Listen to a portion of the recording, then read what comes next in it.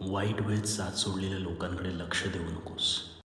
पण ज्यांनी वाईट वेळेत साथ देऊन चांगली वेळ आणून दिली त्यांचे मोल मात्र कधी विसरू नकोस.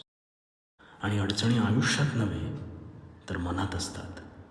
ज्या दिवशी मनावर विजय मिळवाल त्या दिवशी आपोआप मार्ग निघेल. हे स्वामींचे पाठबळ देणारे विचार कायम मनात घुमत राहतात. मठात प्रवेश करताना एक मानसिक शांतता जाणवते. शरीर आणि मन यांचा समतोल साधून घेण्यास अवश्य मदत होते. स्वामींच्या समोर डोळे बंद करून उभे राहिलो असता, भिवू नकोस, मी तुझ्या पाठीशी, हा आवाज आपसुकच मनात ऐकू येतो. शारीरिक आंघोळ आपण नेहमीच करतो, पण मानसिक आंघोळ करावायची असल्यास वेळ मिळेल तेव्हा एकदा मठात येऊन जा. मठाचे शांततामय वातावरण स्वतः